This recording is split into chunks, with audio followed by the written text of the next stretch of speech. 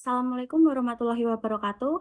Perkenalkan, nama saya Pramudia Anggraheni dengan nomor NIM 0538215255 dari Prodi S1 Administrasi Bisnis. Di sini saya akan menjawab pertanyaan dari soal logika. Pertanyaan pertama adalah, term pada hakikatnya terbagi menjadi banyak jenis. Sebut dan jelaskan 3 macam term tersebut, sertakan juga contohnya. Yang pertama ada term singular. Term singular adalah istilah yang merujuk pada satu individu atau objek yang spesifik dan tunggal. Contohnya adalah nama orang, tempat, atau benda yang spesifik. Kemudian yang kedua ada term partikular. Term partikular merujuk pada sebagian dari keseluruhan anggota suatu kelompok atau himpunan. Contohnya adalah beberapa mahasiswa, beberapa karyawan, atau beberapa buku. Kemudian yang ketiga ada term universal. Term universal adalah istilah yang mencakup seluruh anggota dari suatu kelompok atau himpunan tanpa terkecuali.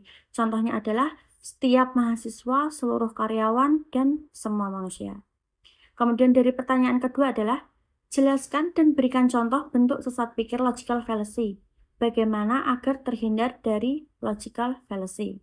Nah, dalam proses berpikir dan berargumen, seringkali kita menemui kesalahan yang disebut sesat pikir atau dalam bahasa Inggris kita sering disebut logical fallacy. Sesat pikir adalah kesalahan dan penalaran yang digunakan tidak benar atau membuat argumen menjadi tidak valid.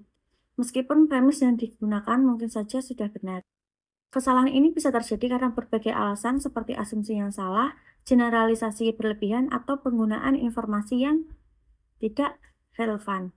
Kemudian, apa saja contoh bentuk sesat pikir? Salah satu bentuk sesat pikir yang umum adalah generalization fallacy atau kesalahan generalisasi.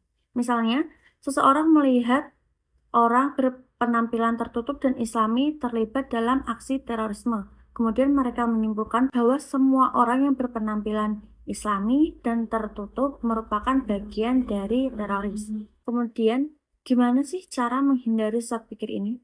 Nah, untuk menghindari sesat pikir, ada beberapa langkah yang bisa kita lakukan. Contohnya adalah satu, mempelajari jenis-jenis sesat pikir.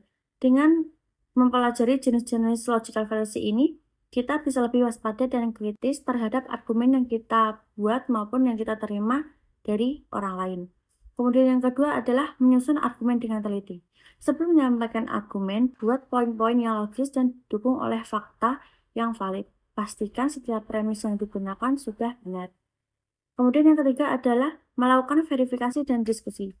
Jangan ragu untuk bertanya atau meminta pendapat orang lain agar argumen yang akan kita sampaikan bisa diuji dan diperbaiki jika ada kesalahan. Sekian jawaban yang dapat saya berikan. Terima kasih. Wassalamualaikum warahmatullahi wabarakatuh.